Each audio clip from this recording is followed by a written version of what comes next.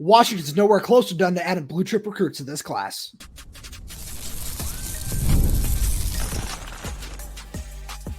You are Locked On Huskies, your daily podcast on the Washington Huskies, part of the Locked On Podcast Network, your team every day. Welcome back in to another edition of the Locked On Huskies podcast. I'm Roman Tomashoff. That's Lars Hanson. He's site editor with Athlon Sports Inside the Huskies. I'm the site editor with Huskies Wire. Thank you for making this your first watch or first listen today, as we are part of the Locked On Podcast Network, your team every day. And just heads up that today's episode is brought to you by Game Time. Download the Game Time app, create an account, and use code LOCKEDONCollege for $20 off your first purchase. Terms apply. Lars, we got a really fun show in store today. We're going to be talking about, we each have a list of 5 players that we wish we could have played as in some of the college football games that, don't exist. And that's really unfortunate. But before we get there, Washington has an opportunity to add a whole lot more blue chip recruits to this class. They're sitting at 5 right now. You set the over under at 7.5 on this here show. They're going to hit the over, aren't they? They absolutely are. This is a victory lap early on for me. I don't want to spike the ball at the 45 or pull it off onto Chupachala and drop the ball at the 2-yard line. Shout out to Zoe for that. But it's all good. We all forget about it now. But there is so much. We love Zoe, just to be clear. But this is a situation where this is exactly why I set the over-under at 7, because early on, it's like 7. I don't know if they're going to get to 4 or 5. And slowly but surely, we've seen this staff build those relationships. And I think when you add in the caveat of guys might getting bumped up, this could even end up being an 8 or 9 class in terms of blue chip recruits. But there's certain guys that are still on the board that you mentioned, Ladarian Clardy, Dylan Robinson's another guy. Depending on what Rylon Dillard-Allen's final ranking could be, he could be another guy that could be considered the blue chip. And there's some others that, again, we won't. Again, absolutely. I'm not. There's no argument for me. I actually wrote a story. Oh, I know. He said he was a 4th. I think I wrote that story. I said he was a 4-star. So I'm like, what ranking are you looking at? I'm like, you know what? Call me in a couple months. He'll be a 4-star by then. It's okay. But in that regard, this is exactly what we expected from Washington. And it's on both sides of the ball too. But now more so on defense, where you're starting to see them load up with some of these blue chip guys. And it's exactly what this team needed, because Jedd was always in position, not always in position, but in this 25 class and even to a degree the 24 class, Arizona was starting to get into play for some blue chip recruits, but it was harder with the lack of resources that Jedd had at Arizona and just the entire kind of situation going on down there in Tucson compared to what he has in Seattle. Some people will say, well, what resources does Washington have? I think Jedd's showing it right now, and they're not even close to done, even with some of these guys that are coming up, because I know we don't want to bank on flips, but I would not be surprised to see at least 2 or 3 blue chip recruits flip to Washington that are committed elsewhere in the process. So I have some very strong feelings on flips that I want to reserve, but I just want to tip the iceberg right now. Tip the iceberg is I never want to rely on that. So we're not going to throw any names out there. It's not like we're hearing specific names, but that's just something that I never want to bank on, because you never know what that looks like behind the scenes in any way, shape, or form. That being said, though, one guy that I really, really want to bank on, I know we talked about him a little bit on our Friday show, is Dylan Robinson. And Dylan Robinson, he's got his commitment date set for this Thursday, July 18th. And he's somebody that I just want to see him in this class, no matter what. You get him in the door, all of a sudden he's the second highest ranked recruit. And that's something where, you can say that about a guy who's going to play wide receiver, cornerback, or safety. You can kind of take your pick there. That's awesome. I love that anyway. But this is a guy who at 6'3", 190 just has that elite length on the outside. I've really come around to the idea of him playing corner, which is I kind of think where his final spot might end up being. I was talking with our good buddy Ben Glassmeyer about this the other day. And one of the nice things about him at corner is John Richardson has such a type when it comes to the length, and it's something I remember. I know we've talked about this, asking him in spring camp. He's, I like good players, but somebody with that kind of size and length on the outside that can flip his hips so well, that moves so well, that mirrors guys, a lot like what Ephesians Prysock does right now. Getting another guy like that in the room would be so crucial. And, with Washington, Notre Dame, and UCLA as his 3 finalists, as I look at, just some of the tea leaves, some things that you and I might have heard as well, heading into his Thursday commitment, I have a feeling that Washington is leading at this point in the process for him. I agree. And I do want to add an interesting bit of caveat here, because one thing we have talked about on the show is guys that go both ways. Rylon Clark is the active one on the roster where he's listed as an athlete, will play defensive back, but certainly will get a chance on offense. I talked to Chris Lawson after his commitment, and when Jedd Fisch sat him down during his official visit and said, I want you to start on offense. Once you get offense down, then we'll rotate you in on defense. What is intriguing to me is I wonder at the same point, does Dylan Robinson start at cornerback, like we mentioned, like I'm a fan of, get everything situated on defense, and same thing with Deji Odunze, where he also plays defense and offense. So you have 3 guys in this class alone who, okay, maybe Deji ends up being a better cornerback. Flip him over. You now have potentially Andrew Marsh coming in the fold. There's all these it all works in tandem together to circle together. And so that's why it's important to take all these athletes, because it doesn't necessarily have to be a specific position, even though Chris Lawson and Deji are ranked as receivers, they are applicable enough to play cornerback. And if the staff deems, hey, you know what, we got enough receivers in 2025 or 2026, let's see what you guys look like at cornerback or nickel. And all of a sudden one of those 2 guys pops. There you go. And it's a perfect situation to be in, because you have this elite level of talent. This isn't just 3-star you, 3-star you, 3-star you, 3-star you. 3 stars are great. 3 stars, you should kind of not be the fundamental building block of your program, but you need a majority of your roster being guys that are kind of hungry and really just develop along the process. But it speaks to more or less where your program is at if you're developing 4 and 5 stars into 5-star players than 3 stars into 4 and 5 stars, because it's harder. Honestly, it's similar like flips, where it's harder to bank on those 3 stars, not knowing what you're going to get. Whereas the 4 and a 5-star, you're expected to get more out of them. But we've also seen plenty of 4 stars not come in not live up to the expectation that they came in. So I just think having those 3 trio, having that trio of Robinson, Deji, and Chris Lawson with the potential to flip positions, I'm really curious how that's going to develop, but it speaks to what we're saying. Jedd doesn't care where you guys start out. I mean, he's going to have a preference, obviously, but they're not going to say, hey, oh, you want to be a receiver first or you want to be a corner first? And go to this school first, go to that school first, and we'll get you in the portal later. No, we want you on our team. We want the talent on our team. We don't want to have to go fit into the portal. Fisch is done with the portal. He's not done with the portal, but I guarantee you after the spring portal, he was not happy. Oh, I couldn't agree with you more. And, the one thing I have to say I'm shocked about, first of all, I love your take there, because you're right. What Washington has always been built on is, there are 3 stars that pop. We see that every year. Vita Vea is my favorite Husky of all time. He's the perfect example of an under-recruited 3-star that popped and turned into a top, it should have been a top 10 pick. We're not going to go down that road because that's a whole other show. But it's, between combining guys like that with somebody who, his NFL career didn't work out. And, this is a teaser for later for me personally, in Hunter Bryant, a highly ranked 4-star guy that you got on campus, developed. He's a freshman All-American. He played really well. Injuries, just kind of derailed his career. But you combine guys like that and you can make a really successful team. Like that's kind of the basis of college football is, you want to recruit these highly rated guys and get them in the building and develop them, and then combine them with the Dominic McCones of the world and some of those underrated players. And all of a sudden you've got a really nice mix that in 2023 popped and went all the way to the national championship game. And that's what it's all about. Real quickly, Lars, I just want to make sure we get this in there before we move on, is I'm shocked you didn't mention Ladarian Clardy, who has set his commitment date for August 3rd.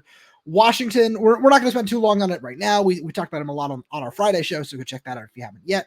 But Washington is certainly very much in the mix for him. He's either staying in the South or coming to the Pacific Northwest. And we're going to talk about that more, in future shows, but that's a guy. If he ends up coming to Seattle at this point, I wouldn't be shocked. Yeah, I think the reason I didn't mention him wasn't because I don't think Washington's going to get him. It was partially because we talked so much about him on the Friday show, and I don't want to spoil the moment because I would be very surprised. I shared the link on Twitter from his TikTok where he listed all 4 schools that are his finalists. Like, I like him. But man, do I love Washington. And he said love a couple of times with the purple rain emojis. And just to me, it all speaks like Vinny, the relationship that he has with Vinny Sinceri. I would be very surprised if Ladarian Clardy doesn't end up in Washington. Oh, absolutely. And now, Lars, let's have some fun. It's college football 25, early release date. We got some players that we really wish we could have played as. Right after a message from our friends over at eBay Motors. Passion, drive, and patience. The formula for winning championships is also what keeps your ride or die alive. eBay Motors has everything you need to maintain your vehicle and level it up to peak performance, from superchargers, roof racks, exhaust kits, LED headlights, and more. Whether you're into speed, power, or style, eBay Motors has you covered. With over 122 million parts for your number one ride or die, you'll always find exactly what you're looking for. And with eBay Guaranteed Fit, your part is guaranteed to fit your ride every time or your money back. Because with eBay Motors, you're burning rubber, not cash. On the parts you need at the prices you want, it's easy to make your car the MVP and bring home huge wins. Keep your ride or die alive at ebaymotors.com. Eligible items only. Exclusions apply. eBay Guaranteed Fit is only available to U.S. customers. So Lars, right off the bat here, as we get into this is really, really fun. This shout out to my good buddy, fantastic follow on Twitter, Mariners Luke, who sent me this idea a couple of weeks ago. He said, around the time that College Football 25 releases, I want to hear some of the players that you guys wish you could have used in the game for whatever reason. And you and I have both compiled our list of our top 5 Huskies that. And I want to make this very clear for the everydayers out there. This is only guys that were not eligible to be in the game. So that's players that were not in College Football 14, the last edition of this game, and have been on Washington's roster at some point over the last 10, 11 years, over the last 2 renditions of this game. So unfortunately, you're not going to hear about Shaq Thompson, Marcus Peters, Keith Price, Danny Shelton, some of those guys that I'm a huge fan of. Lars, I know you are as well. But that being said, there are some really fun guys on this list, and I'm going to hand the floor over to you to kick this one off. Oh man, there's so many. And as we were going through the show early on, I did add one name, so I'm going to cheat for my first pick because it's kind of because they play off of each other. Okay, my first 2 picks, Jacob Eason, and because of that. Puka Nacua, because the amount of I love this the amount because one does not work without the other. Where if I wanted to play as Puka and you don't have Jacob Eason in that game, the amount we're talking 400 plus yards, 200 yard games for Puka Nacua in that one. Puka would have ate so much. It was so beautiful. Again, I understand why Puka ended up going back home, being close to his family at BYU. Totally respect that. But again, what he's done in the NFL is exactly what I thought he was going to do at Washington. And with Jacob Eason as his 5-star quarterback, he would have got the Arch Manning bump. Shout out to Skinny. He would have probably been rated 92, 95 with that big NFL arm. And that's what makes college football so fun. Exactly. Broken record after broken record, because I guarantee you, I would have rewrote the entire Washington record book with those 2 players on offense. I feel that. So that just parlays perfectly into my first 2. Yeah, it's obvious, but we're going to have to go there. And it's the beautiful, wonderful combination that we were all robbed of by not having this game come out just 1 year earlier. It's Michael Penix and Odunze.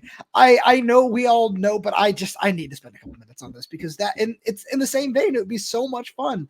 And yeah, having the combination with Jalen McMillan, with Jalen Polk, having all those guys in there certainly kind of lends credence to this. So this is all just kind of a big group right up there, but obviously Mike and Rome are the 2 guys that stand out a little bit more after being the 8 and 9 overall picks in April's NFL draft and everything. Having those 2 guys would be so much fun. And one thing, as somebody who I'm a gamer, I admit it, I'm a huge nerd. I love all that sort of stuff.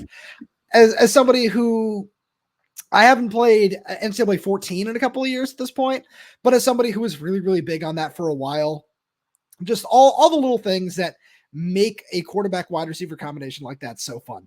Just sending them on a go route, especially when I think about some of the different things that have been included in this rendition of the game that would have been really cool to just kind of have these 2 guys work together with like the custom route stamps and all these different things that have really, I think EA did a really, really great job with promoting this game, with upgrading it, with making sure it's modern on a whole lot of different levels. And that's one thing that I really, really wish I could have used with Michael Penix and Odunze. As the everydayers listen to this, I will be starting my Washington dynasty road to glory. I'm just starting every mode at the same time. I don't even care. And I honestly just might make a Odunze wide receiver and do a road to glory with that. I feel like that might be a lot of fun. Oh no, that absolutely would be fun because you also have to imagine he's going to be a kick returner, punt returner in that one as well. Like the electric factor that Rome would have brought in that game. Like fair to say, Rome would have been like 95 overall by the end. Oh, absolutely. Because when you added I'm trying to be friendly here because I don't want to say 99, but the speed would have been 99. Maybe 98, but either way. So similar to what you mentioned with the specific routes, I'm going to go on defense and pick a guy who would have been the perfect hit sticker. That's Taylor Rapp. So when you think about what Taylor Rapp was, again, a perfect example. I know he was a 4-star on some services, but was also a 3-star during most of the recruiting process. That was another guy where he really just popped in his career at Washington. And the amount of licks that Taylor Rapp laid, I would have had so much fun just creating an entire defense around Rapp, just the blitzing off the edge, because he was that guy that was before you had, that next evolution of nickel blitzers. Rapp really was kind of that guy that did a bit of both, coming down as a heavy hitter and all those sort of things. And I wanted to share a personal story. The one thing that I loved about Taylor Rapp, which always made him such a dangerous hit sticker, dude was chiseled. Like we're talking out of granite. I remember standing next to him and Aaron Knotts at a UW camp back, I think when he was either a senior in high school or a freshman. I can't remember which one it was. And I just stood next to him like, wow, way to make me look bad, Taylor. Not that I don't look great already, but I'm just saying, like, Taylor just standing next to Taylor in a tank top just put me to shame. I'm like 25, you're like 18, 19, and I'm just here like, I think I skipped every day possible. No, I love that. So Lars, I have a question for you here. So when you play a football game, whether it be the old NCAAs, whether it be Madden, what position do you like to run with on defense? So I'm torn between being a nickel because of my size and because the versatility of the nickel position, and edge rusher, because there's so many different ways that it's fun to try and line up your guy and do stunt blitzes and things like that. Safeties can be fun, but it's a boom or bust position, because if you bring in your safety or you're playing that and you get beat over the top, the EA gameplay is going to be ridiculous. I think that's kind of what scares me, is the predictability of knowing, hey, you're not going to be able to fool the game because the game's going to see you coming down. And so I would probably say nickel and edge on defense. Okay. So I'm definitely with you on the nickel, but I love using outside corners. I love the ability to just be able to put the clamps on somebody. And I really was torn between this, and I had to go with Trent McDuffie here, but I'm not going to lie. Just for all the everydayers out there, I was truly torn between Trent McDuffie and Sidney Jones in this spot, because watching that, when I was in college was around the time that, the Death Row 2016 defense and everything was at its height. And there were multiple times I considered ordering myself a custom Sidney Jones jersey. I won't lie. I didn't. I do have a Vita Vea one, but that's a story for another day. Later on in the show, really. But I love watching Trent McDuffie so much at the college level, at the NFL level. Just a guy who came in right away as a heralded recruit, starts right away after being a 4-star freshman, and just you couldn't get him off the field. And of course, as his career progressed, he just turned into the best corner in the nation. Let's be real about that. I don't care, Derek Stingley, Sauce Gardner, whatever you want to say. Trent McDuffie was the best corner in the nation during his final year in college. He just had to play on an unfortunate Jimmy Lake team that year. And using a guy like that at any point would just make my defense elite. Whenever I start a franchise in Madden, I always spend my first round pick on a young, promising cornerback, because you can find really nice edge rushers later on. I like that. I'll get to Vita Vea later. Trust me. I know all the everydayers know that I just can't get enough of Vita Vea when it comes to just talking about him as a player. But there is nothing that really builds a defense, especially in a video game, like a number one shutdown corner that you can just play man with on every single play, jam somebody off the line, whether it be the number one, whether it be the number two, wherever they're lined up, and just take them out of the play. And that changes the entire game. And nobody as much as I love Sidney Jones, Kevin King, Elijah Molden, as much as I love all those guys, and Kyler Gordon too, who I know you'll get to, nobody did that quite like Trent McDuffie in a Husky jersey.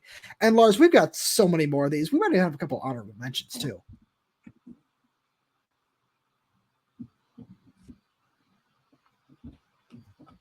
All right, Lars. So that's my third, because I still can't say enough good things about Trent McDuffie. But I'm gonna hand it back over to you. Who you got? So I'm just going to segue perfectly off of the lead that you just gave. One guy that, let's be real, if I'm playing this game, was playing as a true freshman is Kyler Gordon. If you go back and remember the Kyler Gordon era of all that, the athleticism that he had, the range that he had, the ball skills that he has, that would have been a nasty guy. Either probably maybe start out as a nickel, which is where he's at in the NFL with the Chicago Bears, but even still playing outside as a corner, just there's so much versatility that Kyler provided. That would have been a dangerous guy where you could have, and I'm trying to remember who the other cornerback, I know it was Keith Taylor was also on that roster, but I'm not sure if Trent was also opposite of Kyler at that point. But man, you could have just had a field day with. But either way, with the secondary that was still on the roster at that point, you could have had a field day. Now, I don't know which year I would have played with him at, because again, depending on, given the year that he came in, the head coach that he had, all that sort of situation, the gameplay might have fought me a little bit harder on that one every time I put Kyler in the depth chart. But with that being said, it's a guy, he was just too good to play off the field. I would have loved to have seen that athleticism on EA's gameplay. Oh, I love that. And there's nobody that's a better, just a better athlete, in my opinion, a pound for pound athlete than Vita Vea. And we all know what a really good game wrecking pass rushing defensive tackle can do. And when Vita Vea was at Washington, there were no better defensive tackles in the country. There was the Dexter Lawrence era at Clemson that wasn't too far. There's Cleveland Farrell that was over there too. There were other guys, Quinnen Williams, I know, that were around during like the later part of Vita Vea's career that were really good, really dominant defensive tackles. I don't care. They weren't better than Vita Vea. I will stand on that hill until I die. And Vita just building if Vita Vea was on this roster, not only we talk about what that would do for the Huskies in 2024, but what that would do for a video game Husky roster. Like all of a sudden he's getting doubled, he's getting triple teamed on every play. And my guys, Zach Durfee, Lance Holtzclaw, Isaiah Ward, they're coming off the edge, and they are not facing much resistance with Vita Vea in the middle of that defense. And my roster is going to win a national championship in the first year anyway. That having Vita Vea would just make it even easier. Well, what's also fun about being able to control your gameplay is knowing that you could line up Vita as a sixth offensive lineman or a lead blocker for Jonah Coleman and just watch that. That's all that came to mind when you were saying like building up like yeah, Vita's great on defense. When you have the control of a video game, I just imagine that guy as a lead blocker. Now again, he's still going to double as a defensive tackle, no doubt. But that also reminds me of another quick story before I get to my next pick, because it's going to be a defensive player. Was when Vita got drafted, I put out a tweet that said, "I think he's more athletic than Warren Sapp." I know that was a hot take at the time. Warren Sapp disagreed with me, said never in a million Sundays. I would like to have that conversation now. I think I was on the right side. Again, it's a high mark to clear, no doubt. Warren, it's not to discredit Warren Sapp to say that Vita is more athletic than you. But find me another guy in the NFL in the last 2 decades that was that athletic at that size. We're not talking about a guy that's 6'5", 225 as an edge rusher that is cut and make. No doubt, those guys are a different type of athlete. Vita is a brick outhouse that can move like a linebacker at 4.5 speed. That is a dangerous combination to have.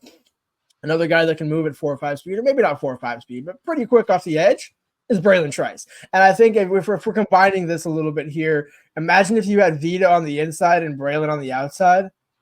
Ooh. How many national championships does that defense win? Just that alone. In the video game, in real life? Both. Because I think either way, it's a sure in for the playoff.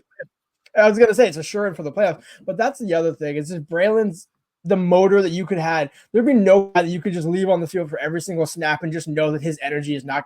That's a guy where I would be very intrigued to see what his, motor, energy, whatever the ranking would be that would get him the rating.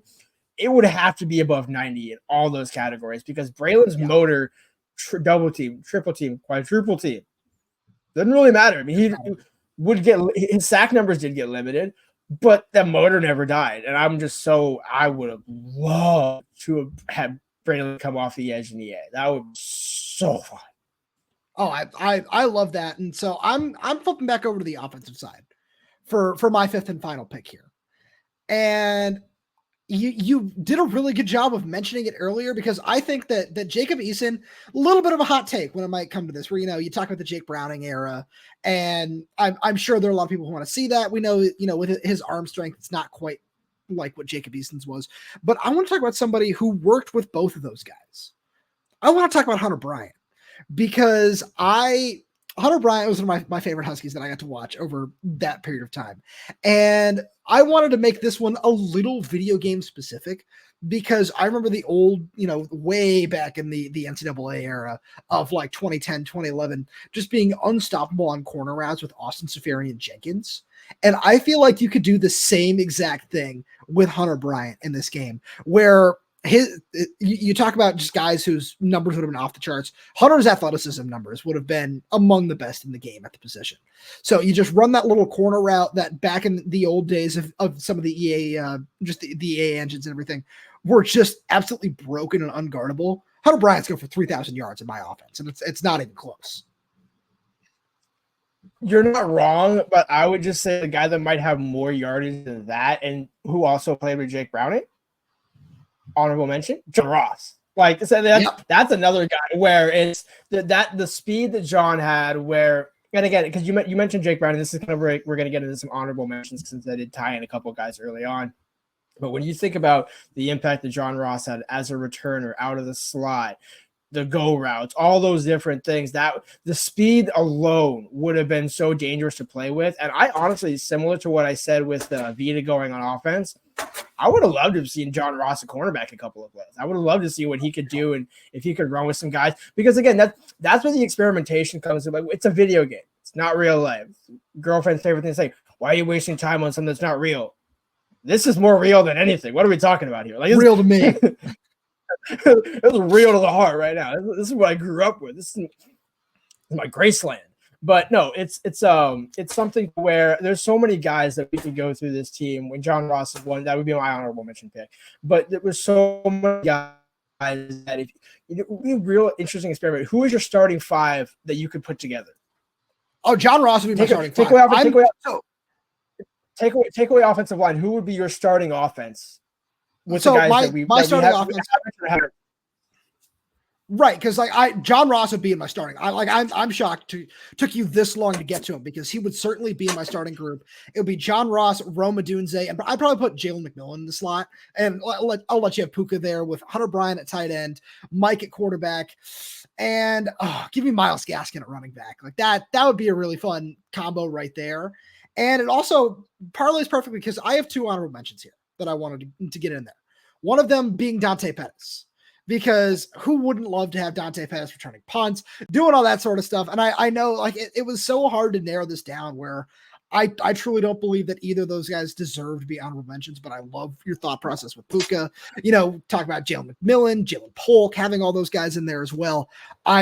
I would love to return any kind of kick with Dante Pettis, score a whole bunch of touchdowns, do that sort of thing. I also have a defensive honorable mention, because, one of the easiest things to do when you're playing one of these video games is to play linebacker. I think you know where I might be going with this. And I'm not going Eddie Ulofoshio here, as fun as that would be. Give me Ben Burke-Irvin. I would absolutely love to have some fun with Ben Burke-Irvin in the middle of the defense. That dude's speed, his ability to go sideline to sideline. And I mean, we can't talk about Carson Bruner, but it would be a lot. I feel like it would be a lot like using Carson Bruner in college football 25. And I think that'd be a lot of fun. I don't disagree with you. There's one glaring difference between Carson and Ben. And it could have made the difference between a Rose Bowl win and a Rose Bowl loss. It's about 3 inches worth of height. Yeah, 3 inches worth of height. Yeah, that first touchdown that Ohio State threw in the Rose Bowl was right over Ben's head by about that much. I kid you not. And Ben jumped, it was about that much. Without the jump, it's probably that much.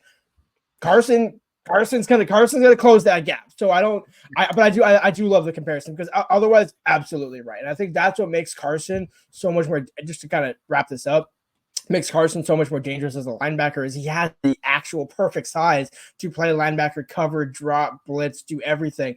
But man, if there wasn't a guy more sideline to sideline than Ben Curvin, I would be hard pressed to find it. No, I couldn't agree with you more. And that was a lot of fun. I love doing all that sort of stuff. Lars, thank you so much for being here. Thank you to all the everydayers for tuning in. If you have, any thoughts on our list, you think that anything should be different, you like any of ours, drop your top 5 Huskies that you wish you could have played with right down here below in the comments section. And like always, thank you so much for tuning in. If you like the content, if you're new to the channel, if anything, please make sure to hit that subscribe button wherever you get your podcast, whether that's YouTube, Spotify, Apple Music, Amazon Music. We're there. We're everywhere. We're updating this channel with new content every single day. We're back on our regular schedule. So make sure if you like the video, click that little bell so you never miss when we post new video. And if you're audio only, please make sure to leave us a 5-star review, as it does help us out a lot.